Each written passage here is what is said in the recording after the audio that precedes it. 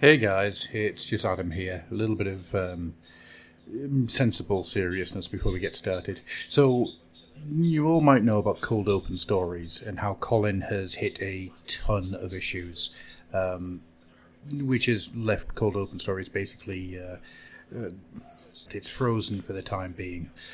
The reason I'm mentioning this is that there was a fund made to try and help Colin in any way that they could. Unfortunately, that's now ended, which I didn't realise was the case. But if there is anything you'd like to do to help out Colin and Cold Open Stories, if you've enjoyed the product that he's put out, which is incredibly good, please feel free to get in contact with us either here, either on the streams or on the social media or on YouTube or anywhere at all. Because at the end of the day, the guy does amazing work, and yeah, we all need a hand sometimes. Well, thinking of you, Colin, and wishing you the very best. You take care and enjoy the show.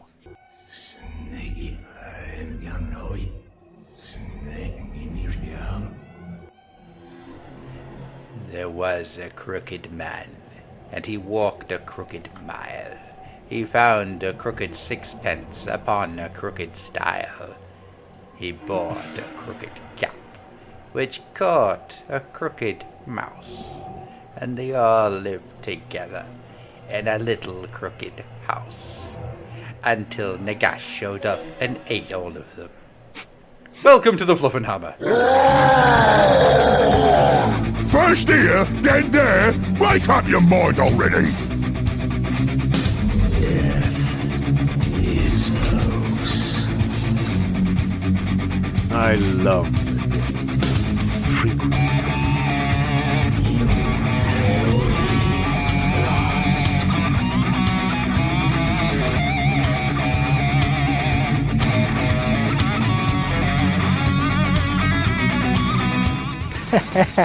That was a nice one. I like The Crooked Man very much. It's a very cool poem. Full disclosure here, the reason that popped up into my mind is because I found on YouTube a video of nursery rhymes that I had when I was a kid. Right, and The Crooked Man was one of them, yeah? It's called like 70 Golden Nursery Rhymes or something. Yeah. It's very sinister, that one, though, isn't it? Oh. That's like a horror nursery rhyme, yeah? Well, the entire thing has this real terror to it. It's like, well, I just remember the being image. scared of it. The image of the crooked man. What I mean, that name is ace, isn't it? Isn't it superb? You know, it's like the Slender Man or whatever, isn't it? You know, it conjures up a very particular image. Yeah, I might have stolen the name for a project I'm working on. A lot of people have. I mean, there's a very good indie game, video game available on Steam called The Crooked Man, made with RPG Maker. That's actually really scary. Oh yeah, very good, very good. RPG Maker. God, there's a lot of hours I'll never get back. Wasn't it used in a movie as well, or a TV show? I think there was. I believe it was a derivative of the Conjuring mythos. There was a crooked man ghost. Oh no! I know, right? I'm not a fan of the Conjuring either. The Christian superhero movies. Yes, that's exactly what they are. Oh god, yeah. Don't get me started. I've written long screeds for Ginger Nuts of Horror about how wank the Conjuring films are. Hey, if they came dressed in full Crusader armor with holy chalices on horseback with swords on fire, I would be fully into those movies. They're not far The first off. thing I need to point out is if they were wearing all that on horseback, you've just snapped a horse's spine. It's fine. These are Bretonian horses, they're fine. The way the Warrens are portrayed in the first film in particular, in the first film of The Conjuring, they're not a million miles from being that deified, I can tell you. It paints them as these saintly, all-knowing, sagastic figures, when in all reality they were grubby little con merchants. Oh yeah, if you ever look at what those two actually look like, they look like live-action versions of the like old people from Up. It's it's ridiculous. All right. Wow. Yeah. Yeah, they do look like a pair of potatoes with faces. It's I do remember having a conversation with Ray Garton, who's the man who wrote the novelization of the Amityville Horror when that happened. And he actually interviewed Elizabeth Warren, and he said of her after that he wouldn't believe her if she said the sky was blue. You know, he said she was just the most overt con artist and liar imaginable.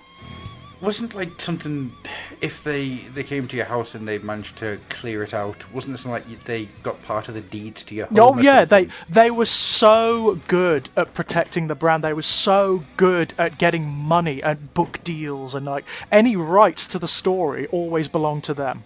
Mm-hmm. And they always pushed to get novels, to get like books, to get movies made. Yeah, they were in it for the dollar, you know. They weren't in it for anything else. Nothing else at all. They were terrible people. Terrible people.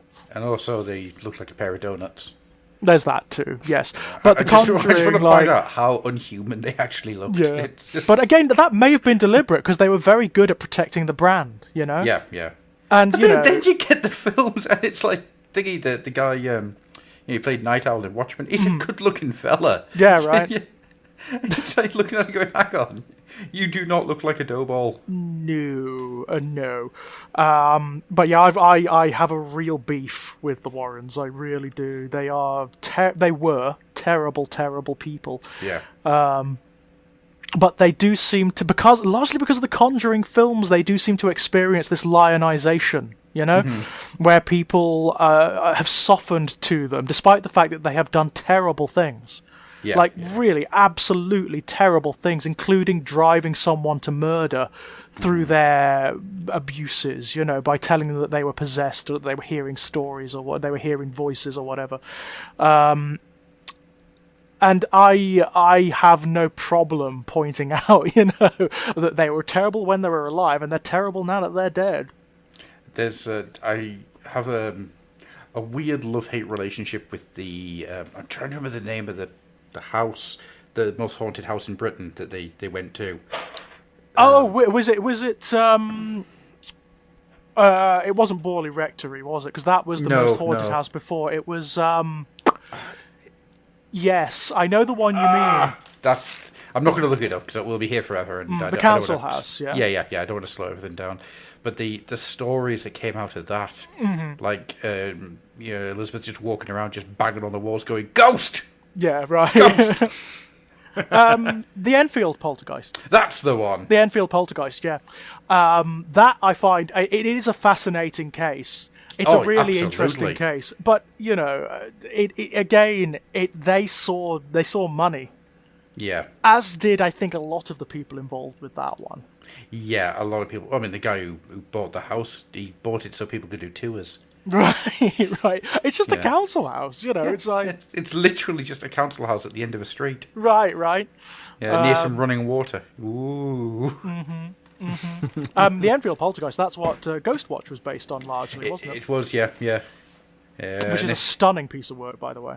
If you're a fan of Ghostwatch, then keep an eye out towards the end of this year, beginning of next year. What? Tee-hee-hee. What? That's all I'm saying. Interesting. Tee-hee-hee. Interesting. Something very interesting's in the works. Right. Tee-hee. Okay. Yeah. Anyhow, that's enough for that. Yes, anyway, we've talked about a lot of subjects already, in typical Fluffenhammer style. I'm Adam, this is George, and there's Andy. Hello. Yeah. Hi, guys. I find it easy just to introduce everybody in that quick manner, because otherwise we'll get stuck on another topic. Yeah, it will happen. It will definitely happen. Not that there's a dearth of topics to be talking about with regards to Games Workshop. There's nothing this week, George. What are you on about? Yeah. We've got like some tiny little independent stuff to talk about, and that's about it. Did you even know that the revelations yesterday were happening? No! I didn't either. I kind of assumed when they said there was a Saturday party or announcement party, I thought they're probably doing this because there's going to be something. Right. It took me a bit by surprise, I've got to say.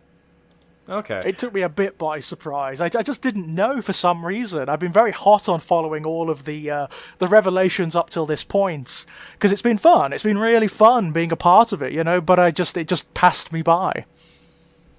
Before we get into it, I've got a little bit of housework to quickly do. Just give me a second. Here it is. Right. So, we're a little bit late due to the way that we're recording, but on last episode that we did, Phantomaths put a little thing up saying that it's his 40th birthday on the 23rd of July. Right. So I just want to quickly say a happy birthday to Phantomaths. Thanks for listening. And just in case no one's ever done it to you, here is happy birthday in Arabic.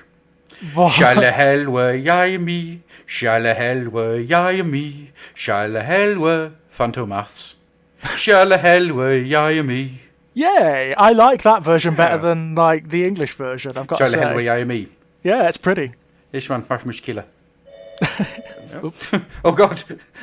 Someone's ringing because of my terrible accent. That may be that may be a complaint, Adam. Dear Fluffenhammer, I wish to complain in the strongest possible terms. I lived in Dubai. I can talk. That was very pretty. I like that. Arabic's actually a really lovely language to learn. It's very musical. Very musical. Yeah. It's got such a wonderful tone to it. I just wanted to quickly get that out there because I knew I would forget. And when somebody says it's their 40th birthday, you have to kind of say, good on you. You reached 40 years. Right. I'm so sorry. I hope that it's been a pleasurable experience. I hope that it hasn't ground you down. I hope life's good. Much love. Much love. Asteroid will be here any minute now. Be fine. Anywho. I'm a little bit punchy today. I do apologise. So, with that being said then, shall we jump on to some of the stuff that happened over... Actually, no, before we do that, Andy. Yes. What have you been doing these last few weeks? These days since last we spoke. These low days. These low-hanging days. Lots of just, work as per usual. I've got to say, not a huge amount of exciting stuff. Mr. Dave, big old Taz, came round today and gave me my Indomitus box and the Necron half of Forgebane. So I have things today, which is nice. I'm sure you shouldn't call him big old Taz. He's tall. He is tall, but it makes him sound like he's like some kind of bear that just came through your window. He does weights. He's a big old Taz. He'll break. What is it with you two and the sort of references to gay culture today? Before we came on, ladies and gents, they were talking about daddies and whatnot. Now we're talking about bears, both of which I kind of qualify for, by the way, at this point. We were talking about calling you daddy. Right. So it gets worse. What the hell is going on? I'm very comfortable with who I am. I am also comfortable with you, Andy. I'm very, very comfortable. Fair enough. But I'm having a look at spruce at the moment. I don't want to make too much rattling and kerfuffling noises, but some pretty Necrons. Let me tell you. Let me tell you. I haven't dug all the way down to the box yet, to the bottom yet, but yeah, these look pretty nice. They look gotta quite say. Pretty from a distance, I've got to say. Yeah. Are you tempted? Because you look like you've been dancing. I George. love the Necrons, I really do, but they're one of those armies that I like from afar. I'm not that bothered about collecting them. Although in the new range that we've seen, there are miniatures I kind of just want to paint. Yeah. The Void Dragon is, you could probably customize him up to be some kind of Demon Prince. I'm sure that'd be easy in a few I'm days. sure that wouldn't be too difficult. I mean, he's kind of Zechian to look at anyway, isn't he? Wouldn't be that hard. Wouldn't be that hard. But God, he's pretty as is. He's so gorgeous. Yeah, I mean, there's a couple of things in that box set which, I kept saying to myself, I'm not going to get that box set. I'll just get the rule book because I know full well they'll just sit there and I won't do anything with it for hours and days and weeks. And the more I see it, the more I think, I really like those biker marines. I really like a lot of the Necron stuff. The what's it called? I keep wanting to call it the Scorponok. Oh, the Canoptech thing. That thing is the gorgeous. War of the Worlds Jeff Wayne thing. Oh, absolutely. I mean, the chances of anything coming from... Oh, my God, it's here. Yeah. They're very pretty, aren't they? I love those walkers. I love the Necron walkers. I think they're great. They are. They're absolutely gorgeous. We also saw, didn't we, for the first time, like a proper rundown of what Zerak looks like. Yeah. Yes. It looks rather lovely. Did we talk Did about we talk that? about Zerak? Or We is did, it- didn't we? We talked about Zerak last time, and Yes, he's very because you had cool. Bill and Ben, his two guards. Yes, that's right. It's Flower Pot Yeah. Men. What about yourself, George? Have you been up to, I finished reading Manflayer by Josh Reynolds. Yes. Wow, Ooh. guys, I'm not going to spoil anything, but that's a kind of must-read, isn't it? If you're interested in like the status of certain figures or armies in 40k, you're going to want to read it. Like if you were interested in War of the Spider recently and you managed to buy Fabius Bile, you're going to want to read that book. I have to admit, I went in expecting, I don't want to say more of the same, because that's not, it's Josh Reynolds, you don't kind of expect more of the same, but I wasn't expecting a character piece. No, I not as wasn't deep as expecting that. a character study that went into Fabius Bile as much as it did. Right? I mean, it literally dissects Fabius Bile as a not a human being, but as a mortal creature, Right. and shows who he is under it all. There are some moments in that book that I love. There's the little character touches. The little character touches. There's a moment where he's on the bridge of his vessel, the Vesalius, and one of the new men children comes up. They're sort of allowed to just play around. He gives them like free reign, you know? And he's talking to like his ranking officers about war and whatnot. And these kids, they're just playing around. Yeah. And he's like, let them play. This is how they learn. And I'm kind of like, you're actually quite a good father, aren't you, Fabius? Yes. You know? But it's how the new men act towards him as well. Right? Yeah, you kind of expect there to be like a godhead attached to it. You know, the way that they look up to him, or maybe look at him as a horror, you know, to be obeyed. But they don't. They don't. No. They act. He's paternal with them, and they act to him like, I don't know what the correct word is. It's not with love, but it's definitely it's with a sort familial. of it's reverence, but it's also questioning, isn't it? Yeah. Because that's what he's taught them to be. I mean, one of the things I've loved about these books all the way through, and which is emphasised in this one, is that he doesn't expect to survive. No. He doesn't expect to survive the experiments that he's set in place, and he doesn't want to. He doesn't want to. He thinks the Space Marines are a failure. From top to bottom, he thinks the Space Marines are failures, and that they will eventually murder themselves, yeah? And the new... In what sense are they failures, well, though? in the sense that they haven't done what they're supposed to do. They haven't ushered in this like utopian ideal. They've fallen to the same problems and neuroses and weaknesses that mankind and humanity always has historically. Even the Primarchs have, insofar as he's concerned. So I'd say especially the Primarchs. Especially the Primarchs. So what he's looking forward to is a state where the wars are over, where the empires have all collapsed, when humanity has almost worn itself down to nothing and all the Space Marines are gone, and his new men can emerge and take the universe as their own, yeah? But he doesn't want to survive to see it. He doesn't care about that. No, it's the fact that it'll happen is enough. Yeah, it's so interesting. I loved it. And I love the fact that, I mean, I won't spoil too much, but he succeeds in a particular endeavor. Yep. And it sets up a lot for, like, if Josh Reynolds ever did want to come back and write another series, or if another writer wants to take up the mantle and write, like, a sequel series, it's possible.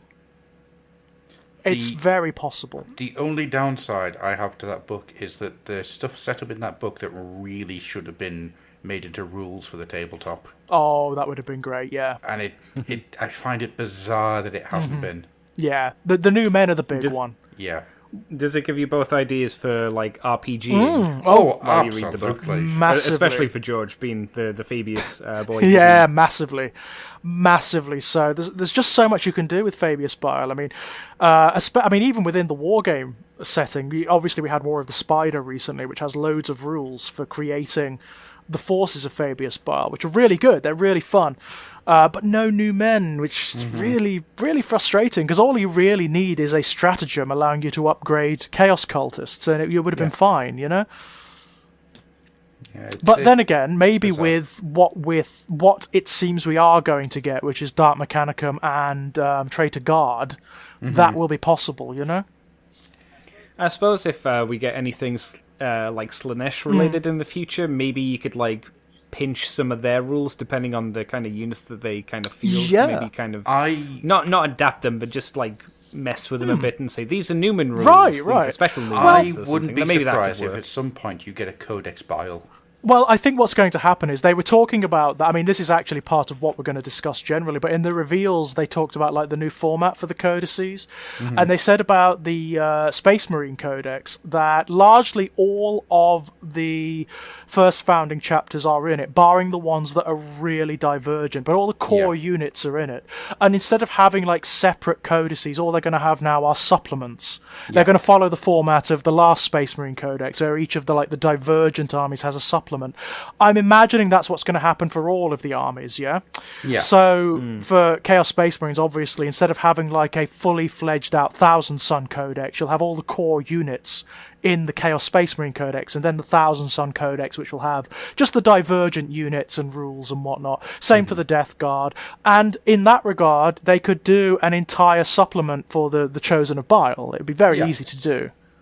I think that's exactly what will happen. I think so too. But before we get on to our main topic, I've got something I really want to get into. So, I finally finished Gloomspite this week. Yay! Gloomspite should have a little label on it. That label should read Warhammer Horror. Because Gloomspite has some of the single most effective bits of horror I have read in years. Interesting. You certainly wouldn't expect it from a book like involving the Gloomspite Gits, would you? No, I was expecting fun and hilarity and adventures. Yeah. I was wrong.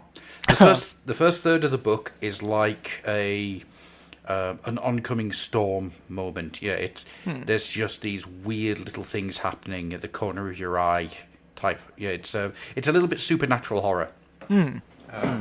So people are vanishing. The scald rains keep coming down. You can't go outside because you'll basically just have your skin sloshed off. Nice. By the hot rain as it comes. Lovely. There's a fog everywhere. Food is spoiling. Mushrooms are growing everywhere. Mycelium is just like covering the floor. Insects are crazy. If they see you, they just attack on sight in their hundreds. People will be walking along and then they'll just vanish into the mist. Yeah, leaving like a shoe and a foot or something like that. Glass keeps vanishing. Okay. Right. Doesn't get explained why, just anything glass. It just goes. Okay. Fair enough. There's a wonderful little bit where a group of people are pushed out of the city. Yeah, it's like, it's you who did this. The curse has been brought by you, and they get thrown out. Yeah. And you just hear this like screaming in the mist. Interesting. Yeah, it's nasty. Then the second half, the second third, it goes full blown body horror. Oh, okay. You find out what the bad moon does to people. Flesh mushrooms are not what you think, and they are not pleasant, because anything the light of the bad moon touches starts growing fungi. Oh, yeah, that sounds like fun. Out of the the thing that it says, you get brick mushrooms and flesh mushrooms. It's pretty nasty. That sounds pretty fun, actually. I might pick that one up. There's a wonderful little interrogation scene with the Loon King, which the sentence gets said with horror. He realised that his finger grew out of the top of the mushroom. Who's the perspective? It's from the humans. Yeah, it's a bunch of mercenaries, the Swords of Sigmar. And I don't want to spoil too much, but the way it works when things happen, it takes the breath out of you. Right. It's largely because you're not expecting it, yeah? There are there's bits that happen in there, and you just think, no. there's just no need. And then the last part of it is like a big siege story, but it is brilliant. Interesting. It's not what I was expecting. As I say, I was expecting it to be, quintessential sort of Age of Sigmar. Here is the city. I mean, Draconium is brilliant. Yeah, Draconium is all the water's too hot because it's in the realm of fire. Right. So there's all these like machines to cool the water down so you can use it. Oh, that's fun. I like that. So when it rains, the rain is like almost acidic. It takes chunks out of you because it's so hot. There's a lot of bad rain in the Mortal Realms because they got the bone rain in Shai. Right. Yeah. Rain is just lame everywhere, it seems. One of the cooler things about Gloomspite is one of the characters, one of the mercenaries. He's a necromancer from Shaiish. Oh, okay. Hey. But he's part of the Order. He's a good necromancer. He's a good guy. Yeah. I like that. But he just uses the dead quite often. No, that's fun. I don't see why there isn't space for that. Mm-hmm. The decent necromancer. I mean, if you get it, anybody who reads it, I want you to send me a message once you've finished the banquet. Okay. Because I want to see if anybody else struggled with that because the stomach started to turn. Because it was unpleasant, yeah? It is so well done. Because there is a part of that where something happens to the mayor and you just sit there going...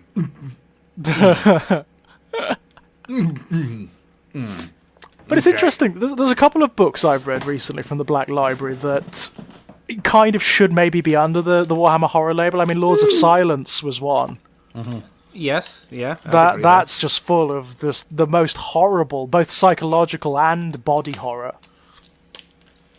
Yeah. I wonder how they decide what goes into the horror. Yeah. Like, because those two sounds... well, Lords of Silence, because I know, but the Gloomspite one as well, like you say, definitely sound like they drip into that. So what puts them outside of that category? I'm not really sure, to be honest. I think a lot of the time the Warhammer horror stuff is specifically cultivated. So it's they ask you to submit stories specifically for the Warhammer Horror label, Right. With the idea behind it to do it. Yeah, I think that's how they do it. So anything that's submitted under that label gets labelled as, and anything outside doesn't. Even if it kind of qualifies, which a lot of 40k does, to be honest.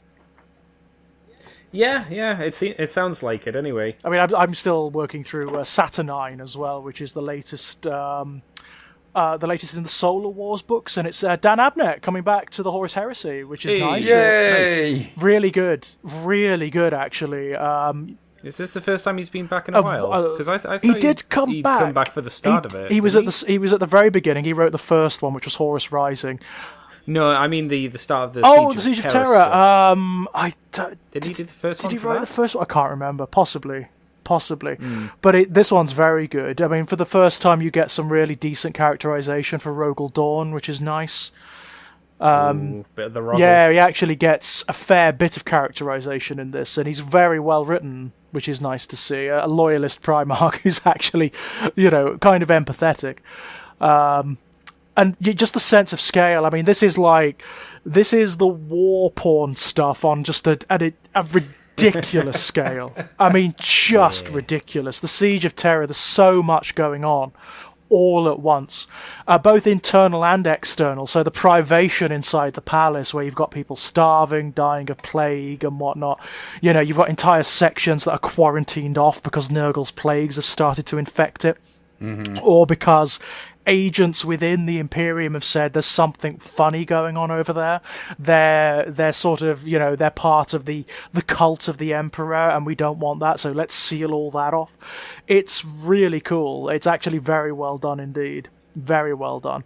At the moment, it's all about the game between Perturabo and Rogel Dawn, because that's what the siege is, obviously. I mean, Perturabo is the architect of the Siege of Terror. He's the one who's throwing the Chaos forces against the walls, and Rogel Dawn is the one who's defending. And it's the fight that they've been building towards their entire lives. How are they portraying Perturabo? Because there've been quite a few writers for him, and each time a writer's touched him, they don't do they seem to take him in slightly different directions, which always seems slightly out of character. This is the cold, obsessive Perturabo. He's completely engaged in the game. Completely. Yeah. He's not under martyr status at the moment, then, which he... he's exultant. He usually did. In this, he's exultant. He's actually... It's something... Funnily enough, there is a sequence which is from the perspective of Abaddon, who's watching Perturabo work for fun. Because he likes watching Perturabo work, because he learns a lot from him.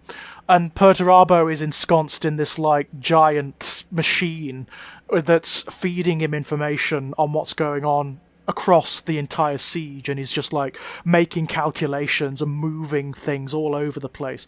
And he points out how Abaddon points out in his own head how this is what Perturabo was made for. This is the apex of his existence. This is what he was built to do. And suddenly the Lord of Iron has become exultant. It's interesting. It's very interesting. I've got one other thing which I want to quickly bring up. But I'm going to give you the full story of how I got here. Okay. So, because I finished Gloomspite, yeah. I went and looked at my my night goblins and thought, right, I need to get these guys painted because there's green on the face and there's black on the robes, but that's it. That's about it. Yeah. Yeah. So I'm gonna clear them up because I'm not happy with how they look, because it's the newer night goblin plastic kit. I'm not a fan of it. It's too widdly. Not enough character. What do you mean by there's not enough character to them? Right. The Night Goblin stroke Gloomspite should be full of character. And you look back at the old Night Goblins and you're like, yeah, that's what they should look like. Right. So I've been looking for the old metal ones. If I can pick them up cheap, I'm going to just build myself a unit out of them. And I've got 3 so far, and I've paid about £2.50 for each. So happy with that. So right, I'm going to work out a new way of doing the paint. So I've started using I was going to say plague flesh. That's not what it's called. Plague bearer flesh as the green, but a bit paler, quite nice. But I was in Games Workshop. I picked that up. I also picked up the General's Handbook and played around with the Anvil of Apotheosis. And how to make your heroes. That's really fun. But I picked up the Tesseract Glow paint. Holy shit, that stuff's good. So I've tried it on... I'm just picking it up now. I've tried it on one of my Night Haunt, right? So Corax White with the Tesseract Glow over the top. It looks like it's glowing. Wow. Okay. You then do a warp stone under any folds of the cloth, and then do a plague bearer over the top, and it is the best way to paint the undead I've ever seen. It looks incredible. Wow. Yeah, it's honestly, it's one of those game-changing paints. Yeah, if you've got something that you need to glow green, get it. It's great. Okay, interesting. But yeah, that's everything for me. Basically, goblins. Lots of goblins. Lots of goblins. Lots of goblins. I freaking Gloomspite has just made me remember how much I freaking love night goblins. I mean, the only other thing I've been doing is defending my Thousand Sons from my cat Rufus. Who's, they just cannot withstand the raw ferocity of Rufus, unfortunately. Was it you that put the thing up of the war scroll for a cat? Yes, that's right. Yeah. Yeah, I just like the rule that says ignores all rules of the game. Yeah. Which is absolutely true. So, shall we jump on to then the stuff that's been going on this week? Yeah, let's have a look. Okay, shall we start off with the live stream? Yeah. And the stuff that came out of that. So, out of the launch party preview, I will send this your... No, I won't, because Skype has decided to fuck up. So, they showed, first of all, the new codexes. Yeah, that's exciting. That's exciting. Big. Now, there is an argument to be made that a year after the last Codex Space Marines, having another Codex Space Marines come out is a bit quick. Yeah, but I can see. I mean, it's a new edition. They always do it. You know, it's just the marker. It's what Games Workshop do. The Space Marines are the figureheads. Yeah. They're the icon. Of course, they're going to get a new codex. There's also, I mean, the fact that, like a lot of armies, over the last year or so, a lot of like divergent rules have come about for the Space Marines with Psychic Awakening, with lots of different like bits and pieces. Creating a new codex is a good way of cohering all those rules together. Absolutely, yeah. You could see why people would be upset, though, if they... Let's say before they even knew about the Indomitus set, say, like, a month before Indomitus was announced, they just picked up that book, and then Indomitus is announced, and you go, okay, so there's going to be a new codex at some point. I would understand why someone might not be best pleased with spending, what, 30 quid? Yeah. Something like that on a book, and then being told that you're going to be basically having to spend another 30 quid in a few months' time because your book's irrelevant. Yeah. However, it's not irrelevant because that old Space Marine Codex still works within this system. Mm-hmm. Okay. So it's not actually that bad. I mean, don't get me wrong. I think it's a little bit of a. They really should have like they had with the 8th, where if you'd bought it in the last 6 months, or was it 4 months, you could take it back and get a. Ah, that was the thing. Yeah, they did it from 7th to 8th.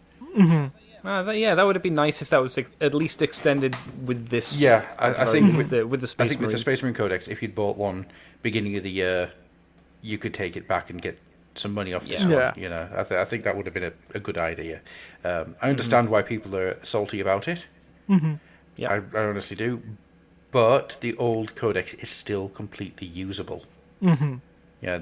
It'll just be missing units. They'll just be like...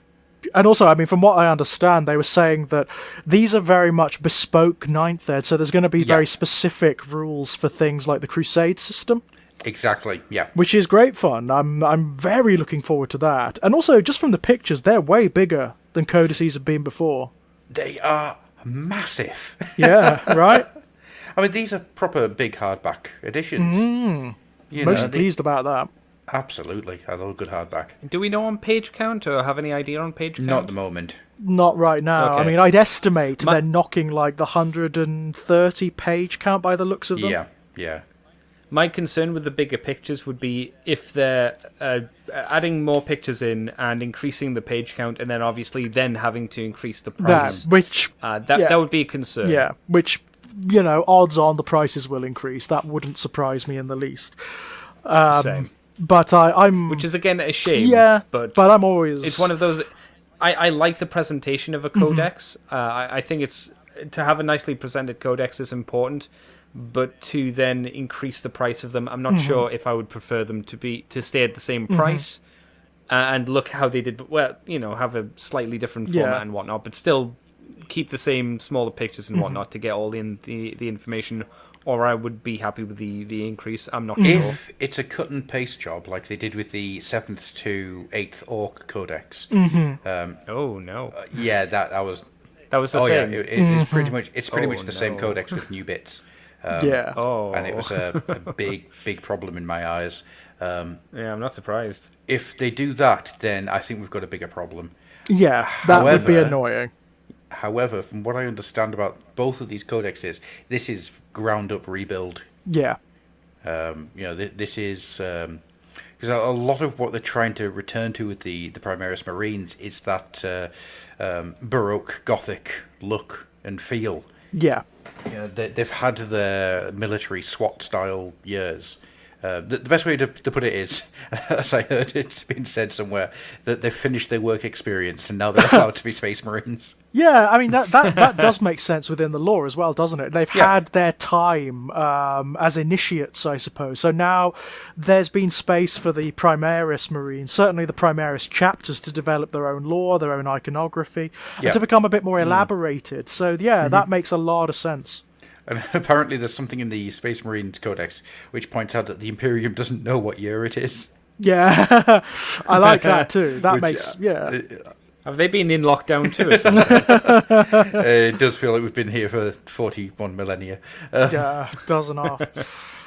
But yeah, I mean, I'm interested in seeing what the new presentation is. You make a very good point, Andy. A good presentation makes or breaks a codex.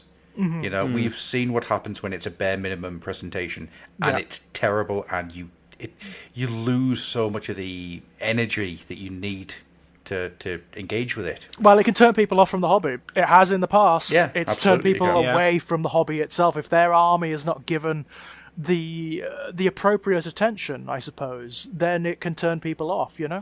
It's only the I'll give you two supplements from Warhammer that are the quintessential, and I don't think have been bested in terms of the presentation. Realm of Chaos. yeah. And Dogs of War, which was, I think, the last the last of that edition. Dogs of War was fantastic. There was so much artwork and theming in there. Yeah, absolutely. Yeah. That was a good. I don't actually have that book. I used to. I want to get it again because it's just amazing. Yeah, I'd agree with that. It is.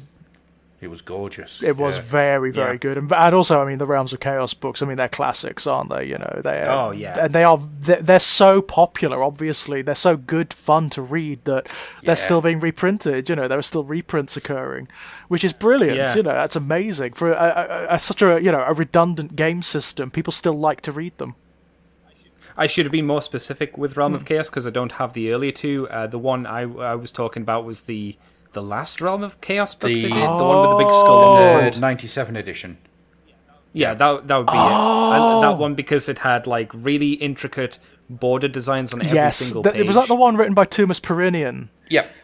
I remember that so well. There was so much going on in that book. I think it's the only codex where the person who wrote it has a little article at the back explaining why he did it the way he did. Yeah, I mean, they used to do that once upon a time. I mean, the Second Ed Chaos Codex has that too. I wonder if it's just a thing. It has like an Codex. entire designer's essay on what choices they made and why and whatnot. It's really interesting. Really interesting. Maybe it's one of those page count things where it's compared to everything else around that time period. It's a lot bigger than anything else. So they're given a few extra pages where they're allowed to maybe write a little thing, which is nice. It is nice. It's almost like a behind the scenes thing, which is quite interesting. Yeah, I'd love to see more I behind like the it. scenes. I've got to say, I like that a lot. I'm a big fan of that stuff. The 97 one's gorgeous. It is. I picked that up from a convention in Carlisle like 2 years ago for I think it was about £6. Damn! And it was a proper moment of here's the money now. It's right. No takesy backsies. Bye. Just start running. He had a load of old plastic beastmen as well, but I couldn't justify buying them. And also, I mean, we've got the Necron Codex as well coming, which looks lovely, lovely. They look like they're getting a massive overhaul. Yes, which they've needed. Yeah. I think we've said this. They've for a while, suffered a lot bit, haven't they? have, They've so. suffered a little bit. Yeah. But they are one of those armies that does tend to suffer a little bit, you know? So it's nice to see them getting a lot of attention. And the whole aesthetic, the artwork is gorgeous from what we've seen thus far. The artwork is phenomenally good. So far beyond anything that we've seen over the last couple of years. GW have really been pushing a certain style of art. Yeah. And I think this is the quintessential version of that style of art. Yeah. Yeah. It's like solidified blanchisms. It's so nice. Yeah, I mean, we've got this preview quite early on as well, haven't they? I mean, they're not available until October. Yeah. I think there's a reason for that, though. Yeah. I think that's the whole, made-to-order things, because that'll be 4 weeks or something for that to get all sorted. Yeah. So they probably want everyone to get their Indomitus boxes, have a look at them, build them, and then this stuff will come out, is what I assume. Yeah. That's what I thought when I heard it. That makes a lot of sense. Because otherwise it's a very long gap, and I don't see what the other reason could be for it. There's the argument that you could make that the release scheduling is alter pot. Yeah. There's stuff that that should have been out. There's stuff that should have been at least getting ready to get out, but you're having to wait for factories to reopen and. Of course, and it's understandable. Generally speaking, they've done quite well in that regard. Well, Well, I mean, one of only 2 companies in the country to give back their government grant. Right, yeah. Oh, man. But I'm actually waiting for the core rulebook to come. I think that's... I can't wait to get a hold of that, because that obviously... What one did you get, George? Did you get the white limited one or the standard No, I one? can't justify the white limited one at the moment. Much as I would love it, I can't justify it right now. But obviously that will give you an idea of what the codices are going to be like. Mm-hmm. Have you seen any videos that show you the inside of the book? Yes. It's heavy, I can tell you that much. I've got it in hand. Just lifting it up and down, it's big. Is it a heavy one, yeah? Oh yeah. Can't wait to get my hands on it, really can't. Probably will do a review of it, actually. Yeah. Oh, that'd be interesting. Yeah, probably will do a review of it. I'm very interested. Very interested. You heard it here first, folks. George and Andy are going to do a joint review. I don't think I said that. I can tell you how it smells. It smells fucking good, boys. Let me tell you. the Andy smellometer. Oh, there's something important about a good plastic smell. Absolutely agree. A book smell, yeah, absolutely. Smell is all important when it comes to books. Oh yeah, definitely. So I think it's interesting to note that this is the bare essential Space Marines, and then the expansions will carry on: the White Scars, Imperial Fists, Iron Hands, Ultramarine, Salamanders, Raven Guard, and Black Templars. They're all there from the Psychic Awakening series, and then Dark Angel, Space Wolves, Blood Angels, and Death Watch are coming next. The more sort of divergent chapters. Yeah, that makes sense. And also, I mean, what's interesting for me is seeing what's going to be coming going forward. So, what does the format of the codices say for what's coming later? Yeah. Obviously, for me, it would be mostly the Chaos codices that I'm looking forward to, and Thousand Suns and whatnot. I'm interested. How do you think they'll do those releases, those codices? Do you think they're going to be releasing them along with upgrade kits or specific units for them? I sincerely hope so. I think I would like them. I don't know whether they are. I mean, actually, from one of them, we kind of know. The Death Guard. There was a video that came out towards the end of the reveals yesterday, just teasing new models, and at least 2 of those models are Death Guard. At least 2 of them. One of them is carrying a Plague Spitter. So it's either Death Guard or Dark Mechanicus.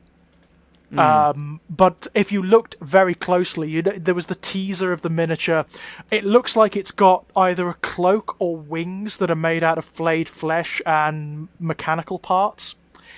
If you look very closely, you can see that Power Fist that was teased. The one with the Nurgle symbol on the back and the filth dripping from it. Oh, I remember that one. So my guess is that is some sort of Nurgle Terminator Lord or something like that. So we know at least one of those supplements is going to have new miniatures with it. The Thousand Suns could do with a bit of a shot in the arm. They need some new miniatures because it's a very limited range. They need some new units, some new miniatures. They could do with some bespoke demon engines. They could do with a terrain piece would be nice. Oh, that'd be very nice. Like a warp rift, or the psychic. A silver tower. A silver tower would be rocking, wouldn't it? That'd be huge. It would be friggin' huge. It would have to be part of a silver tower. I was going to say it depends because a silver tower never manifests itself entirely into the physical plane. Right. So as long as it's part of a silver tower. Yeah. It's just poking through. Yeah, that'd be fun. That'd be lots of fun. But yeah, my guess is they'll just do it like the Space Marine chapters. There'll be supplements as opposed to fully fledged codices. So you'll get your core Chaos Space Marine Codex, which has all the undivided legions in it, and maybe the Renegades as well. And then you'll get supplements for the more divergent, the cult legions essentially. So stuff like World Eaters, Emperor's Children, Death Guard, and Thousand Suns. I just hope when they do that, they'll try and put some gaps between Space Marines and Chaos Space Marines and get some other Xenos stuff in there. Oh, yeah, definitely. I mean, before just over-flooding with more Space Marines codexes or codices. I think I've got a funny feeling we're going to be seeing the Eldari, the Ajayani quite soon on. because Yeah. they're Are you saying that there might be new warriors Oh. finally after like 40 of years? all or something? bloody no. hell of No. all the miniatures ranges they need some serious updates, don't they? What are you talking about, Andy? No, never. They must always be the same, never change. Honestly, man, the world will end, stars will burn and die, and those bloody kids will stay. Could you? I mean, a new avatar maybe. Oh, an Avatar Yeah, of Cade. Oh, that'd be That'd great. be nice, wouldn't it? A new avatar. Did they ever do a different one? Because I only There was a ever Forge remember World one. The metal There was a one. Forge World Oh. one, which was massive. What? But there wasn't. There's never been since that original Mike McVeigh sculpt. There's Yeah. never been a different avatar. You're Thought joking? there was a really? plastic That's kit. mad. Hang on. Nope, there wasn't. That's insane. That's been the same model since way back when. I would be so miffed if I was an Eldar Right. player, because I'd be like, hey, hang on, They're not the Bloodthirsters, only come one. on. They're not the only one. But what else have they got? There is another unit which is still used. Warp Spiders. Warp Spiders haven't had a new Oh, no. entry since Second Ed. Oh, no. Second Ed, yeah. Metal Warp Spiders. They're still the same Oh my sculpt as God. the metal miniatures, the lead miniatures as they were back then. Oh, no. Are they resin now or They're, I something? think they're the. I don't know whether are they one of the Forge World, the what's it called, the Finecast. Finecast. Are they just Finecast now? Yeah. Oh, woof. Yeah, right. Poor Eldari Don't get me players. wrong, they've had some good additions. You know, they've had some good new miniatures released. You know, there's some very Hell. right. Yeah. They just haven't had the like main like the main you could argue the most important troops have been done. That's It's bizarre. quite strange, isn't it? I mean, even at Yeah. this point, even the basic Guardians are really ailing. They've been around. That plastic box set that they're still using has been around since Third Ed.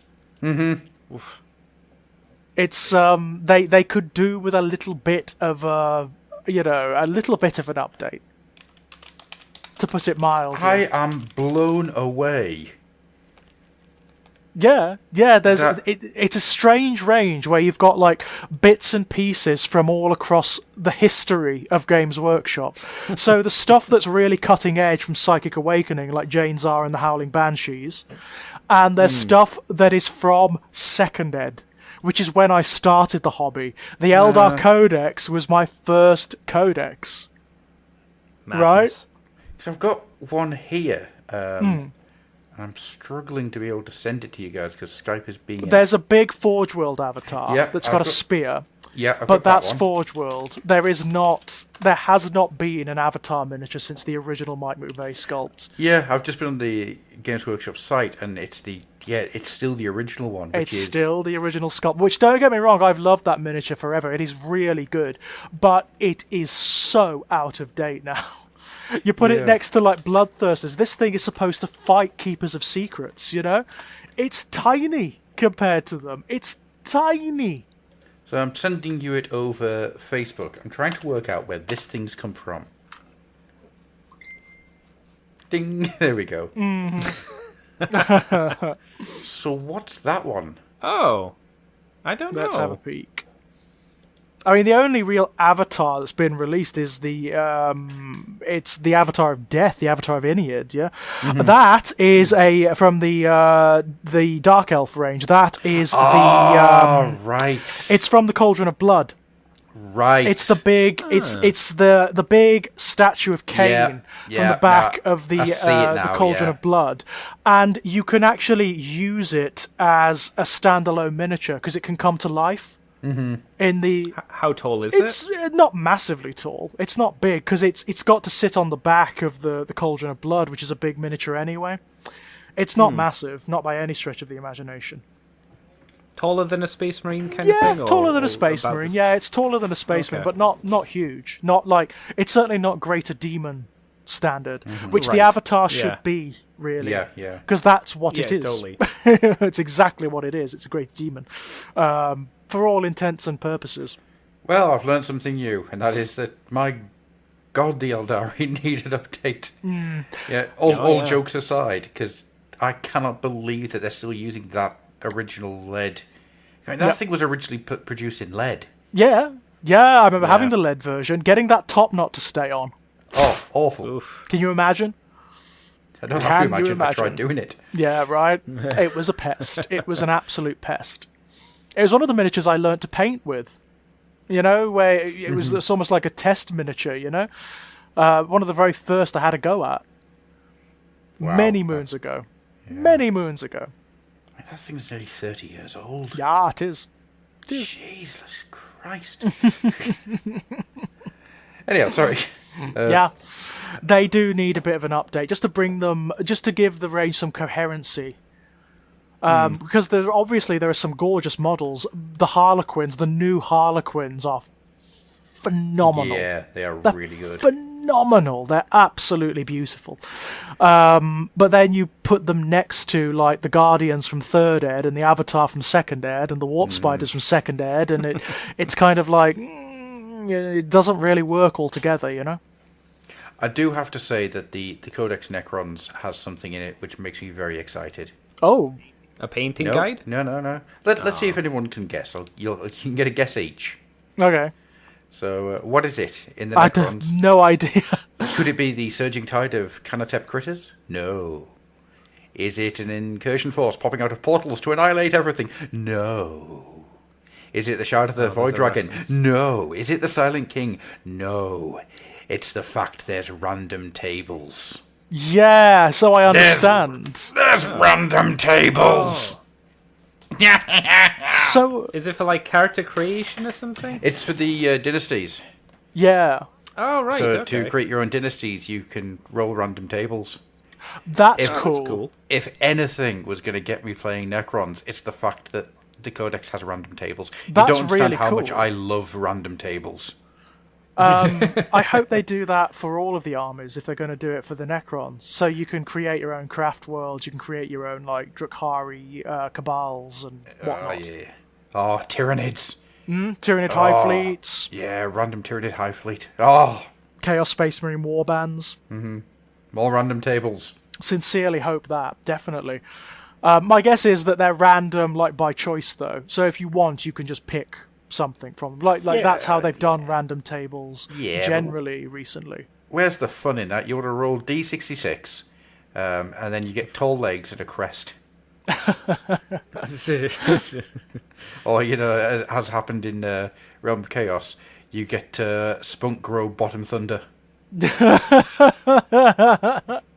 Or you get like the mutation long legs and funny walk. Yeah, that's the shit. Which actually was a mutation back then.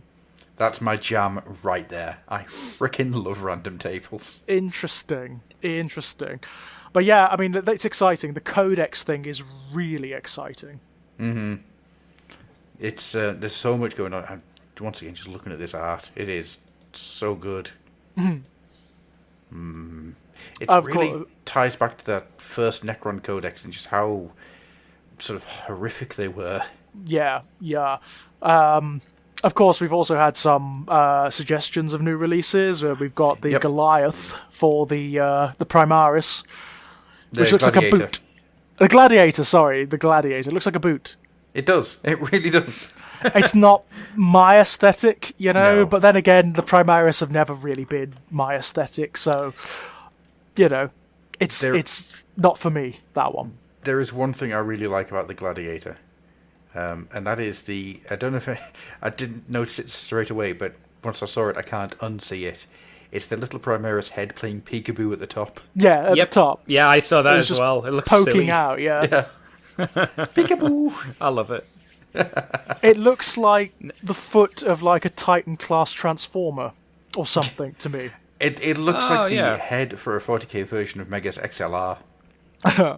Has anybody seen the conversion of someone who made I think it's a Warlord Titan from the Titanicus range, and they put like an epic tank as its head? Oh, that's cute. This design will work better for that if you want to do that. Yeah, it's a little boxy for my taste. It's super boxy. I think the treads really help the boxy design, but the floatiness, I don't know. I think all of the Space Marine vehicles look better with treads. Yeah. I think they needed to move further away from a box design if they wanted to have it hover a bit. Make it more like what were they called? The quick land speeder things. Oh yeah. Something more like that. Give it a bit more of an aerodynamic look. Well, this looks the idea here more is silly. the Eldari grav things. They smoothly float along the surface like flying snakes, whilst this is just putting out waves of energy and force, and it's punching the ground to keep itself afloat. It's incredibly crude anti-grav, isn't it? You know? It's violent. It's the idea of it is it's more like just a floating fist than anything Which else. I understand. Yeah. It's just not for me. It's a little too sort of uniform, and doesn't do it for me. I'm sure people are going to have lots of fun with it though. I think this will look a lot better converted into an orc vehicle. Oh, now that's going to be fun if they put big wheels on it. If you look at it, if you look at the front of it, it already looks like it has a face. Yeah, I see it. So I think that's going to be a lot better as an orc vehicle. I can see big wheels. I can see massive exhaust ports on the back. I think it would be quite fun then. Bigfoot and the muscle machines. Exactly, Big, bad, dirty and mean.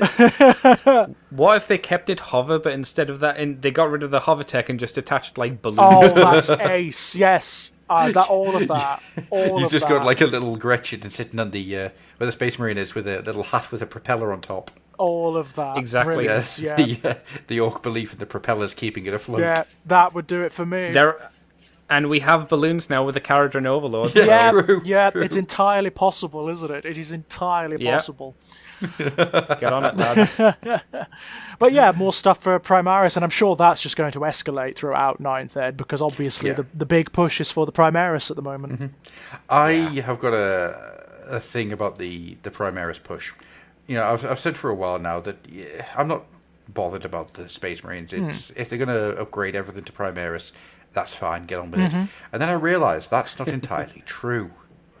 Because I've got a fear that we're going to lose the very quintessential shape of 40k when it comes to the Rhino, the Predator, the Land Raider. And then, of course, it made me think, hang on, what about Terminator helmets? We can't lose Terminator helmets. Terminator helmets are 40k to me. I'm sure they won't, because it is iconic. What they'll probably do is upgrade it, so there will be eventually units that are the equivalent of all of those. So this is obviously the Predator equivalent, yeah? Yeah, but it's not a Predator. It doesn't. No, it's not. It's definitely not a Predator per se.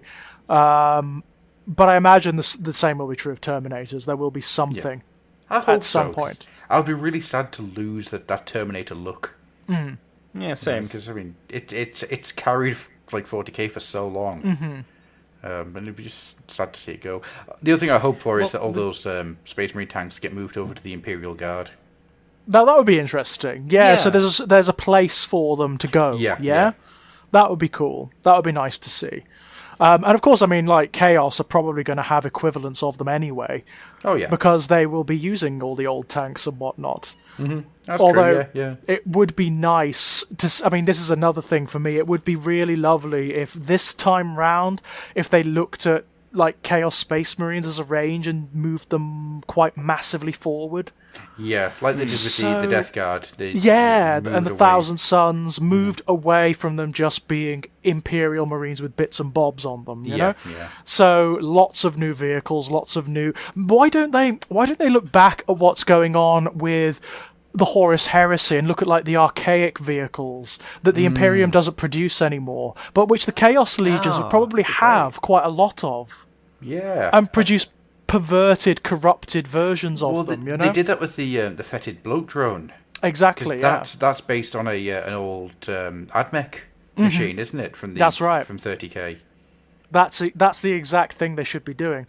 Yeah. And that's true with a lot of the Chaos Legions and units, because there's tons of stuff that's in the Horus Heresy Legions but isn't in the present day for some reason. And I would like to see more of that, you know? Something that just divorces them from the Space Marines a little bit. Sorry, I've just seen the top-down picture, and the little head just gets even sillier because he looks like he's just been rammed in there. No, I don't wanna. Get in the fucking tank. I mean, in contrast, we have the Monolith. The monolith, yeah. Yay! That's a stunner. That's a stone cold stunner, that is. And I would say, I think the paint job does it a disservice in these images. How so? Mainly because I think the benefit of the previous monolith and it being coloured black was because it was a flat, smooth surface. This is highly detailed, and because it's all black, you can still see the detail because I've highlighted it way better than I ever could because I can't highlight. But you lose some of the detail because it is just one sheet of black for the most part. So I think when people do them in their own dynasties, depending how you want to say it, there'll be a lot more pop to them. They'll look a lot more interesting visually. Because this is a very intricate kit, isn't it? They've really gone to town making it look weathered and like it's an ancient thing that's arisen from beneath the sands, which is really cool. And if you look at the pictures they've released, there's tons of interior detail as well. Tons of it. It's going to be a nightmare to paint. Yeah, there's going to be so many bits. Like, can you imagine how hard it's going to be to paint the coalescing Necron? That's sort of coming out of the lightning. Yeah, that is going to be very, very hard. And there's loads of interior detail as well. Loads of interior detail. You are not going to be able to buy this kit, put it together, and then paint it. It's going to have to be modular. No. It's the only way to do it. You're going to have to do it in sub-assemblies. There's no other way of doing it. When you're looking at some of the details, and it is incredible. It is. The Necrons really are another push forward for what GW have been able to do with their sculpting abilities. Mm-hmm. They certainly are. I mean, it's the little narrative. You know what their biggest innovation is? That? Steps. Yep. Zarak has steps. The monolith has steps now. They don't just flop out and fall to the ground. It's like, no, you've got a little walkway to come out of now. You can descend regally, as befits your stature, you know? Well, as much as a Necron warrior can, having, like, gammy legs. Slumping along as they do. So, Andy, when you get your third monolith, right? Oh, God. I want you to remove the steps and have him falling out. So a Necron warrior just coalescing and falling flat on his face. They forgot to put the steps on. Or mind that first step. It's a doozy. So that's how you disable the monolith in terms of its ability to carry troops. You shoot the steps. Shoot the steps. You get like Space Marine buggies with these little cow catchers on the front. Just goes in and knocks the steps out of joint. Brilliant. You look at those Scorpec destroyers. If they fall over, they're going to have a hell of a time getting up. Why? Because their arms are swords. So they're going to flail around wildly, thrash. Have we just fixed how to fight Necrons? You just put cow catchers on the front of everything. Knock them over, basically. Take out the legs. They're done. But man, it's gorgeous. They've done a great job. It's a gorgeous miniature. I've just had this image of Barnes Calgar just like standing in front of his legion, just going, "Remember, steps and legs, steps and legs." That's it. That's the credo. Steps and legs. That'll get them. Get your 1,000 steps. But my God, it does look like another step up, doesn't it, for vehicles in 40k? You know? Yes. There's different weapons on it as well. You've got those pointy ones, and then you've got more of the standard-looking flames. So it looks like there's going to be the Tesla weapons as well that you can fix to it, which is cool. Yeah. Gives it a little bit more of a tactical variety, I suppose. I'm hoping when they update the rules, because it sounded like the previous monolith was just a big target which got shot down and destroyed very quickly. Pretty much it, hopefully this will have a bit more to do, or a bit more defensive options or something. Yeah, a bit more survivability would be nice, wouldn't it? Yeah. What do you think of... sorry, go on. No, go on, Adam. I was going to say, what do you think of Big Pappy Scarab sitting at the back? Oh, it's great. It's great. And it really does give this feeling that all the Necron technology is integrated somehow. Yeah. Yeah, it's one of these things I've noticed about this range, is that these little design elements that are really being played out throughout the entirety. I've just seen the picture of them all coming out in a line. The conga line. All I have in my head now is Genesis is "We can dance, we can talk." But yeah, even the like the ball at the top of the monolith. Yeah, there's design elements there that remind me a lot of the Silent King's throne. Yes. Yeah. It's so wonderfully done, and it's so subtle. They're going for motifs. There's like design motifs and callbacks all the way through. Did you notice the bits of Blackstone? Yeah. on the interior. I did. Very cool. So obviously that suggests to me this is going to have some anti-psyker stuff going on as well. That'd be cool. It's just lovely little narrative callbacks all the way through the range that just unify it, make it feel like coherent. And it's on a base as Yes. well. Yeah. Like the previous one didn't have a base at all. No, that's cool. Do you know what would be really fun? If you put down like a load of magnets on the bottom of it, and then put opposing magnets on the bottom of that. You got it to float. Oh, You no. actually got it to float. Yeah, That would be fun. That would be, I mean, it would be difficult dicey, to do, but dicey, and, doable. potentially disastrous, but very cool if you can get it to work. Or what you could do Yeah. is just have a little piece of string attached to the bottom, and then have the magnet so it's just moving back and forward, buffeting under its own forces. In a very disturbing manner. Yeah, that's cool. Yeah. That is cool. I like that. See, what I'm thinking of here, this is how my brain works, is, you know what would look really good instead of the Necron coming out of that? Spindle drones. Actually, it would look good. Someone actually used the Scorpic Lord, removed its head, and put a spindle drone. What? on it. Oh, interesting. Yeah. That would I make see it look that. It looked pretty very neat. alien looking, I imagine. Oh yeah. Yeah, I like that. I really, really want there to be a Codex spindle drone.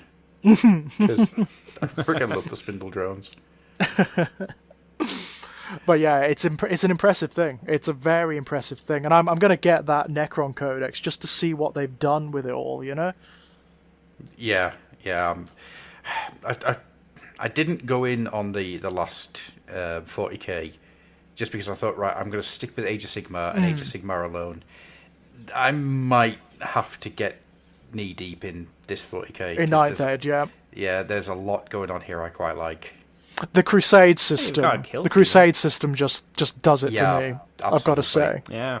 Absolutely. After reading the thing for the Crusade system, I've got ideas for how to do a weekender Yeah. at some point, which I really want to do because I think it'd be so much fun. And it's imperative as well, isn't it? It's a nice imperative to get stuff done, to get your army up and ready and Yeah. functioning, yeah? I mean, you got to start a box for an army, and you're great for 6 months. Mm-hmm. You know, it's such a well done way of playing. I'm impressed. I'm very impressed. I mean, once again, my only hope is that with this edition, they start paying a lot of attention to each range in turn. So equal attention, Yeah. not just like, we've got the big releases, let's give all them, the most attention. Then you've got the other armies that are just over here. We need new Khorne Berserkers. Desperately, yes. God Almighty, How old are those? third boys? ed. Okay, they're They're third. third ed, yeah. The Chaos Space Marines, a lot, especially the Khorne ones, they are looking so tiny. They're archaic. They're one of the earliest 40k plastic box sets, the Khorne Berserkers. Yeah, the second or third, I think. Wow. Yeah, third. They were third ed. They No, came I out mean just... the second or third plastic kit. Oh, for right, 40K, okay, yeah. you know. Yeah. They are literally that old, you know. It's, Yeah.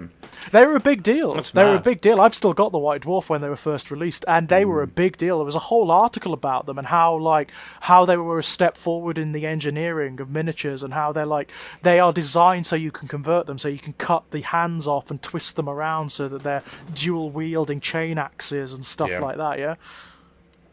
Who knew 30 years later they'd still be They'd used? still be around, and they were great at the time. They were amazing at the time. They were absolutely stunning, but boy, do they look and feel dated now. Yeah. And it's a shame because Khorne Berserkers are really good as a unit. They're nasty. They are truly unpleasant. There's a reason that if people this keep using edition the is- Bloodbound with backpacks to do Khorne Berserkers now. Yes, that's the standard now. Yeah. That's basically the standard.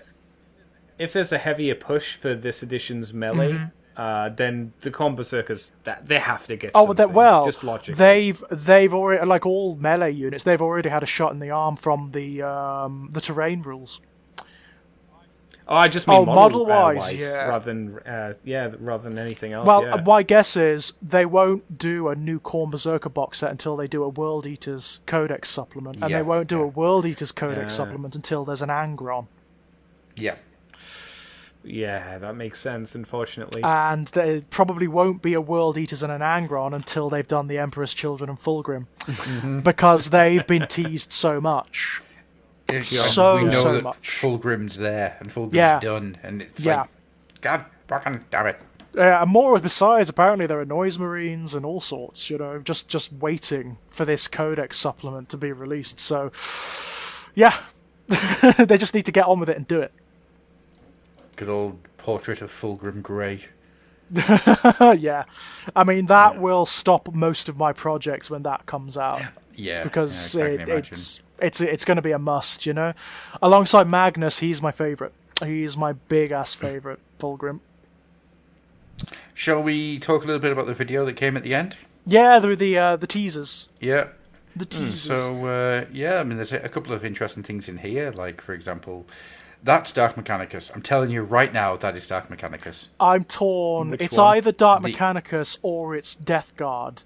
It's definitely Nurgle, whatever the hell it is. Yeah, I think it's Dark Mechanicus. It's the way that red cloak bit falls. That doesn't feel like Nurgle to me. It's got the Nurgle Power Fist. Yeah. That miniature's got the Nurgle Power Fist. So it is, whatever else it is, it's a Nurgle miniature. Mm-hmm. Whether it's Death Guard or Dark Mechanicus, not sure. Yeah. I meant to say it doesn't scream Death Guard to me. Mm-hmm. But then again, that does look like a Grieve behind it. Mm-hmm. Might be. And then the next one is... It's a Plague Spitter. It's a Plague Spitter from the Death Guard, so I'd assume that is going to be... Yeah. It's either going to be Dark Mechanicus or it's going to be a new Death Guard miniature. Yeah. And then which is interesting. That's very interesting, because if they're going to release the Death Guard as a supplement, that suggests that the Chaos Space Marine Codex has got to be out too, doesn't it? Yeah. It does. Does to me, anyway. Come on, give me the Xenos. And then after that we have, I don't know, I mean, it's very hard to tell what this third one is, isn't it, George? It's very, very difficult. I mean, it's such a subtle-looking miniature that it's hard to say what race it could be. Squats. I mean, if it's the squats, they've had some work done, I can tell you. It might be Tyrannid, well, that's a Dark Eldar. That's a Drakari. It is a Dark Eldar, a Drakari. So, I mean, does that mean that they're going to be one of the newer units? And it looks like a witch to me, or a gladiator of some description, does it not? Yeah, I would say you're probably right on that one. The armour makes me think of a witch. Yeah, so does that... Yeah, are we going to get an updated witch range? I mean, again, the Drakari kind of do need a bit of a shot in the arm. It's a very small miniatures range. Yeah. If they release the Drakari, I have no doubt Azrael Vect is going to be a massive centerpiece. Yeah, that'd be good. Massive, big-ass centerpiece. On his dais of destruction, like he used to be. Have you seen the old miniature of Azrael Vect? It's a big Ravager. It's a big Ravager, and he sits on the back on a throne. Yep, yeah. And it's quite cool. But it is very outdated now. I mean, Azrael himself needs to be much more front and center on it. Mm-hmm. Because he's like a Dark Muse now. He's basically transcended death and has become like a demigod of the Dark Eldar, of the Drakari. So he needs to be a bit more front and center. The next picture, obviously, is it's Admech. But I've just noticed something. Has he got a clock on his crotch? Alright. That's an interesting one. Hang on a tick. That's very interesting. If not a clock, it looks like some kind of maybe a gauge or something. My God. That's very bizarre. I'm not misseeing this, am I? So like a pressure gauge, perhaps. Okay. All right, that's odd, but fine. I'll run with that. Yeah, we'll see what happens with that one. It looks like a female Admech. Oh, that's interesting. To me. Mean, insofar as gender Yeah, and sex it's, has any application amongst the mechanical. It's got very feminine shape to the legs. So, but I mean, the Admech are all quite skinny. So it might just. Well, depends how big. Some of them get real Yeah. big. That's true. But, it'd be interesting to see something a bit more feminine in the Admech range. And then next you got an Orc Nipple. Yeah, so orcs are going to get something new. That's nice. That's nice to see. Boys desperately need to get something new. Yeah, now what edition are the Orc Boys from? The current set? Where are they from? I want to say that they're still using the Gorkamorka era. Is ones. it? Is it from back then? God. Hang on, let me have a look. Jesus, that is about the same as the Khorne Berserkers then. That's like 3rd ed, yeah? Yeah, just maybe a year or two after. Archaic. I'm just going to have a look Archaic, and that is. see now. Because I honestly don't think that... Right, Orc. Battle Wagon. View all. I don't think that the actual main plastic kit for the Orcs has... No, that's the beginning of 3rd ed. Bloody hell. God almighty, ouch. Yeah, I remember when they first came out, I remember the edition of White Dwarf, because you had an article by Adrian Smith talking about like how you could convert them and how you could do this and that with them. I remember that article, yeah. That's God. Yeah, Jesus Christ. Yeah. How? Yeah, that is... Yeah, because you got ouch. the ones from 5th and 6th in the Start Collecting box, which are the bigger ones that are more hulking human thing. But then, you've got the ape orcs from... Yeah, the ones that are like square-bodied. Yeah. Oof. Ouch. But then saying that, the Iron Boys and the Iron Jaws, they're the old Black Orcs from the same time. These are old kids. Yeah. Desperate need of retirement. Desperate need, yeah? Yeah. So, I mean, if we're going to get new Orc Boys, I'll be very happy. Yeah, I mean, and again, as you said, Adam, it would be nice if they got a little bit of attention. That it was shot in the arm, the Orcs desperately... I don't understand how Orcs and Tyranids have been allowed to... Not fester, but, they are not more front and centre. No, because there was a time when the Orcs were almost like the main antagonists to 40k, weren't they? Yeah, well, the Orcs were the actual poster boys. The Space Marines might have been on everything, but everyone played Orcs. Mm-hmm. Tyranids were the one that people wanted to play when they didn't want to play Space Marines. Yeah. It's really weird that these two massive races are just kind of not really... I mean, the last Tyranid Codex was a good codex. It was it was really good. But the miniature range... It needs updating now, doesn't it? It's a lot of those miniatures are from 4th ed. I don't know if it needs updated. It just needs something. It needs something new for a start off, because I don't think there's been a new Tyranid model now for 10 years. The last time they did new Tyranid models was they introduced a couple of new addendums to it in some supplement book from God knows when.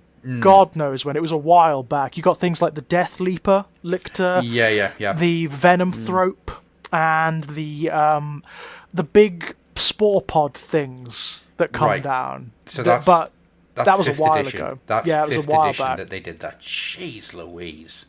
It was a while maybe back. 6th. Let's be fair, maybe 6th. I think it was 6th. I think it was 6th the last time they had new stuff introduced for them, which is kind of a shame, really.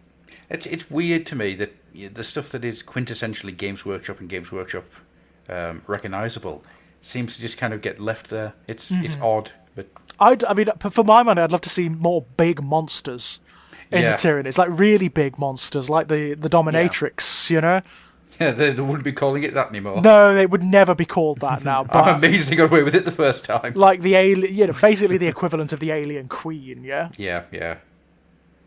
Would love to see that. Get a good old Norn Queen somehow. Mm-hmm. See, I don't understand why there hasn't been a Hive War expansion for Titanicus yet.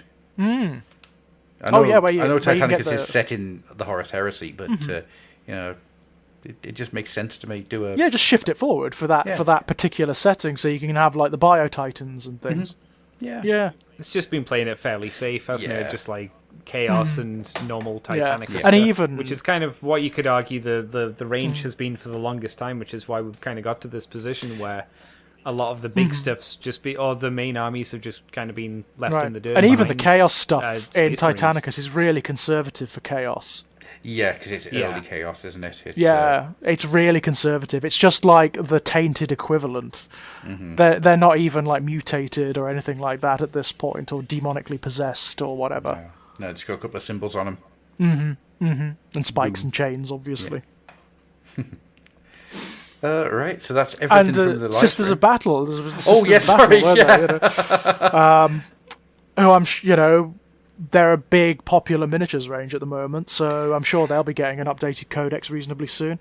Have you seen how well the Sisters of Battle are selling? Well, people love them. It's insane. It's People so cool. love them. I think that wave of excitement still hasn't stopped rippling yet. No, it hasn't. It's almost like an army that people have been really wanting for years and years and years comes back. And it's almost a bit like that, isn't it? Yeah. It's a shame that they don't have any other armies like that. That certain people in this podcast would love to see. You know? Hint, hint, small, hairy, big hats. But yeah, I mean, I'm sure we're going to be seeing, as we've said before, the Dark Mechanicum. We're going to be seeing the Traitor Guard. Possibly, as a result of that, the Beastmen. Although I really would love to see the Beastmen filtering through to the Astra Militarum again, wouldn't you? Yeah, absolutely. I think that we're going to see that, though. I think we're going to see Beastmen in the Traitor Guard. Yeah. Oh, yeah, because they were in Blackstone, weren't they? So it's almost a cert. It's almost a cert at this point. I got James asked us a question the other day. Is stuff from Blackstone informing 9th edition 40k? It's like, oh yeah, Blackstone was a testing ground. Yep.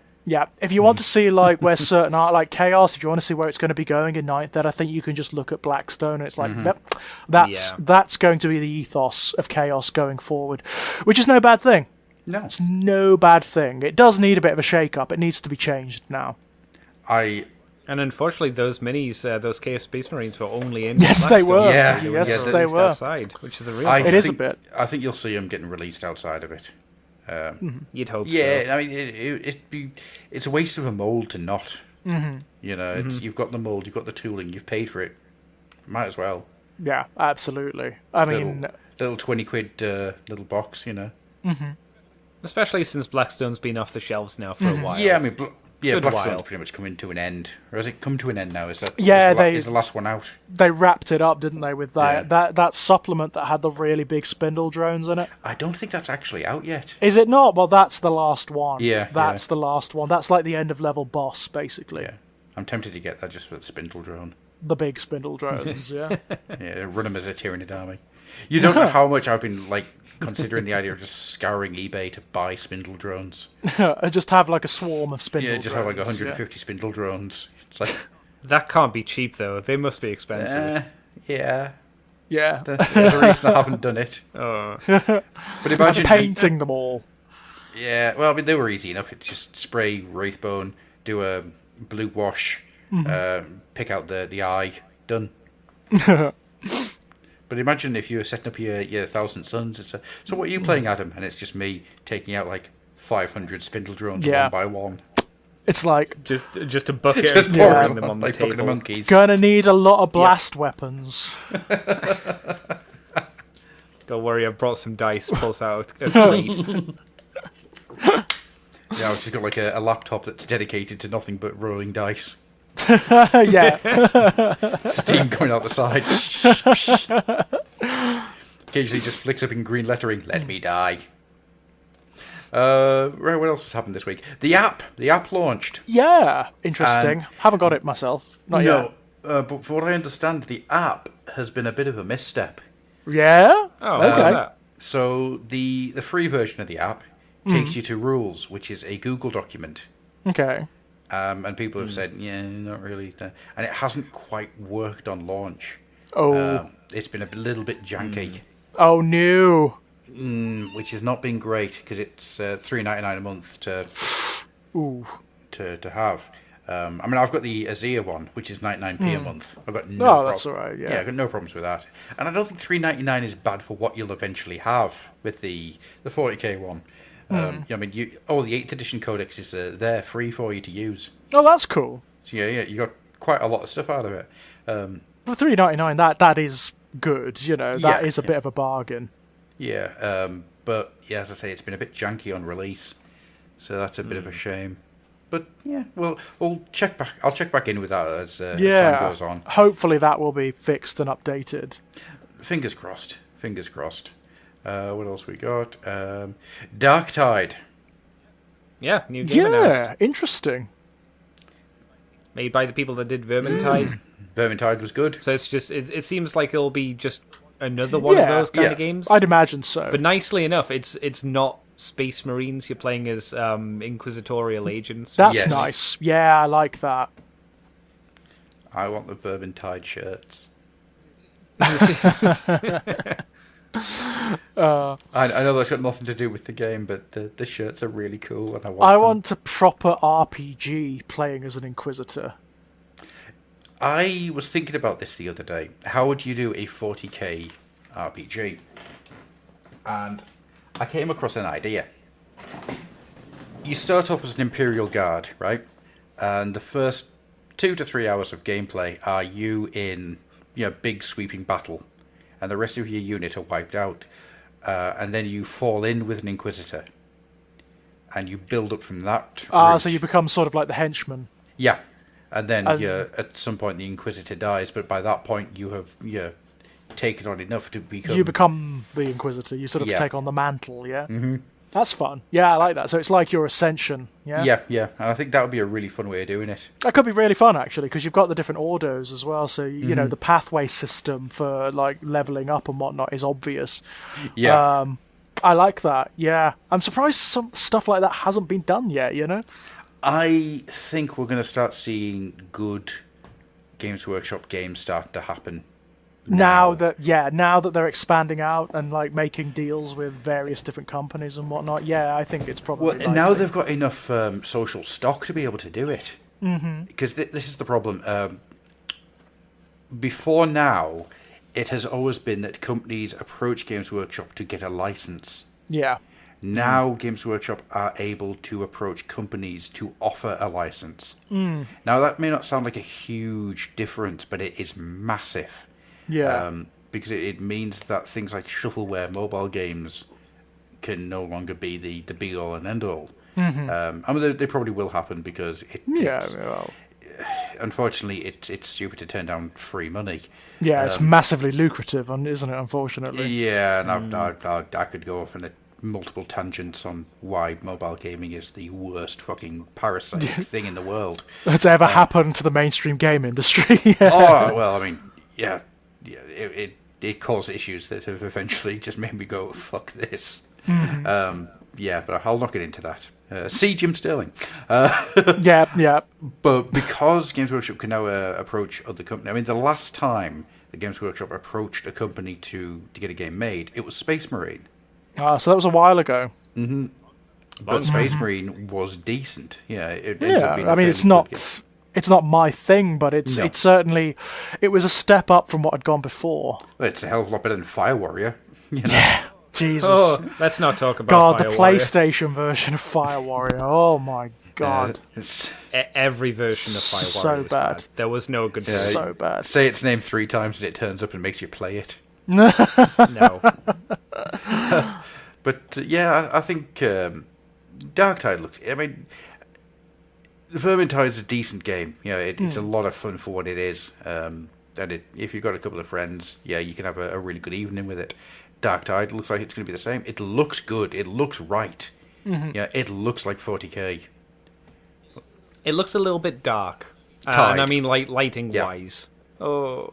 Lighting wise, like there were very few amount of screenshots from in-game, and they were particularly dark, and I hope that's not the case, because if you can't see what you're shooting, it can be a bit scary, but after that initial kind of it becomes just annoying. Yeah, it becomes Doom 3 in the flashlight. Yeah. Yes. Yeah. Exactly. Yeah. So there is a bit of concern there. You could also throw out. It's maybe a bit of a shame that they're using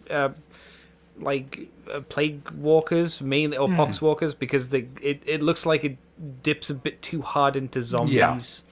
I would be surprised if it's poxwalkers all the way through. Oh no, they'll have higher ranked enemies and whatnot. I think the main issue is if poxwalkers are the main I see what you're saying. The main mob. Yeah, because with Skaven, the rats, it was different. They came out in the screed and they were like, die. It's not zombies. Yeah. It's gross little rat men. Don't get me wrong. It's not a terrible thing if they are just poxwalkers. It's just maybe a bit of a shame. It's a little bit too Left 4 Dead. It's very Left 4 it's Dead, been done, hasn't it? That's the main problem. Yeah. Zombies are kind of, and because it's zombies, they're kind of saturated, aren't they? Yeah. Oh, I'm sick of zombies. The only thing now, if somebody turned up and said we're making a zombie film, there is no virus. There is no pathogen. It's just literally a guy with a load of roots just making zombies in a factory, and I'll be there. That's the only way you get me interested in zombies again, if you went full Haitian zombie master. Ah, right, okay. Yeah, so classic zombies, yeah? Oh, yeah. Yeah, Bela Lugosi, What about the Mighty Max episode where the bugs attach to people? I'd be up for that. That was good fun, yeah. God almighty, I haven't seen that episode for a long time. The Zomboid, yeah. That's it. Yeah. Jesus, I had the toy of that one. That was a creepy episode. It's great. There's no connection whatsoever, but my God, I could talk about Mighty Max for hours. Likewise. Hell yeah. Me and you didn't we once, Andy?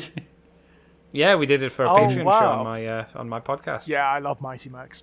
Big fan. It's great. I don't think we need to go too much into the defensive riser for Adeptus Titanicus.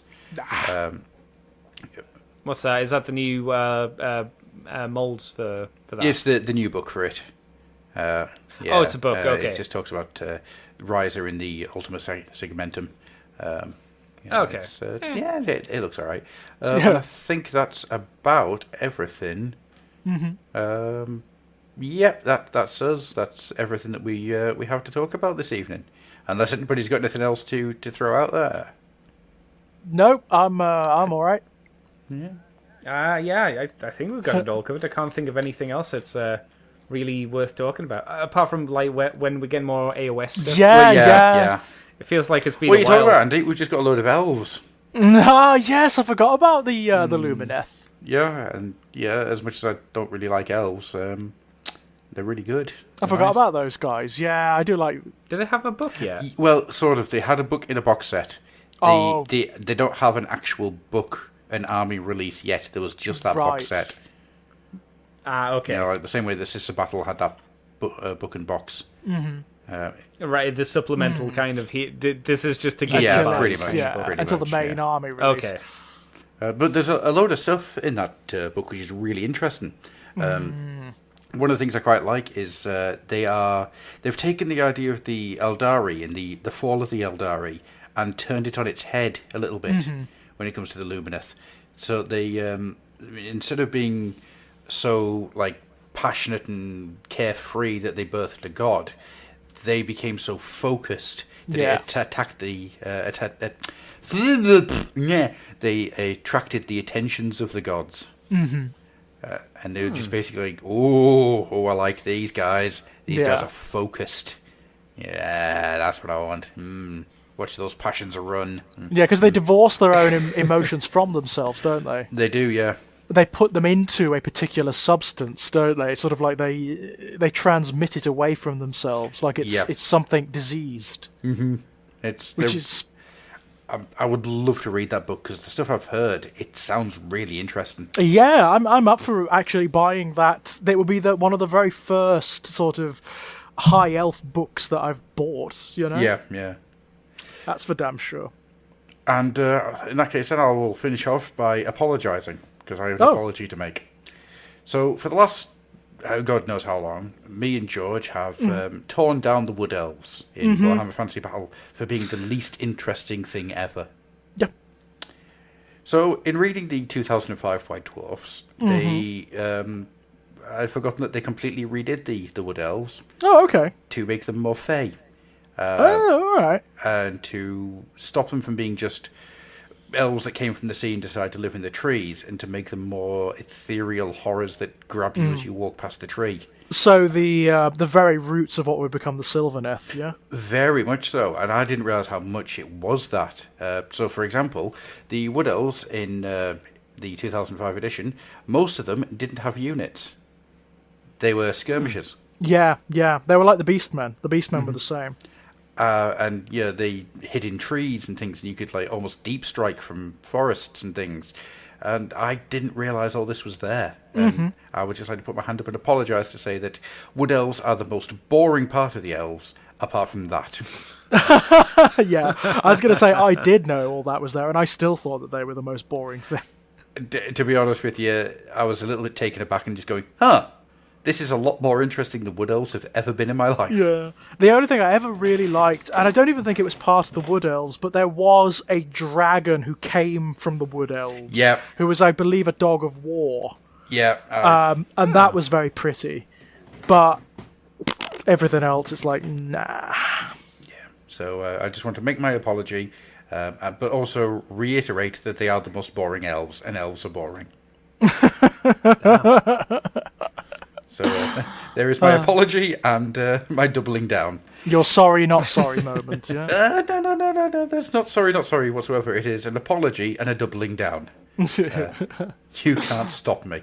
It's a politician's answer, yeah? No, because that would be saying nothing. I'm saying everything at the same time. Fair enough. So, with all that being said, who would like to pimp out things first? Okay. Well, you can find me, as usual, knocking around on Exaggerated Elegy on YouTube, where there's all sorts of stuff. There's just put up a very, very, very, very long critical chat about Christopher Nolan's Batman films, so that's quite fun. Lots of Let's Plays and reviews of literature and books and all sorts of things. You can find my short story collections over at strangeplaygrounds.com and at Amazon. And you can also come and chat at Enigmatic Elegy on Twitter if you'd like to. Andy? You can find me on the Moonbase 2 podcast, where me and my buddy Mikey talk about Transformers, and on our Patreon we talk about non-Transformery things. And you can head over to ccbunker.weebly.com if you want to go and get it that way. We're on Libsyn, Facebook, iTunes, lots of places, just Moonbase 2, and the YouTube page is Moonbase 2 Transformers Podcast. Excellent stuff. As for me, I'm here. Hello. Hello. I've literally jettisoned everything else that I was doing because time is now killing me slowly. However, over on the Fluffenhammer itself, at fluffenhammer.com or the fluffenhammer.weebly.com, .co.uk, in fact. I apologise. Whoops. We've got a couple of things going on. We have a Don Squiggoty to give away. Oh, yes. All you have to do is give me a poem about goblins and grots. That's it. It's that simple. And it's the one that makes me smile the most is going to be the winner, which I think we'll probably announce on the next show that we do. Brilliant. So if you're on the Facebook group, or if you are on YouTube, actually, I made a post on the YouTube. If you want to put it below this this episode in the chat, anywhere at all that we are about, you can put in a poem and get into the running to win a Don Quixote goblin riding a squig. What you really want is a big windmill miniature to go with it. Absolutely, and then a little tilt. So thanks to Grimforge for donating that for the competition. And believe it or not, once this one's finished, we'll have another competition to set up.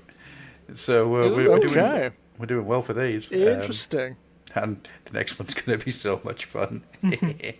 So, with all that being said, we're going to get out of here. Thank you very much for listening, guys. It's always appreciated. Yes, thank you so much. Yes. Thank you very much, George and Andy, for joining me today. Pleasure. And we shall see you Spartans! later. Goodbye. What is your Bye-bye. profession? Real good.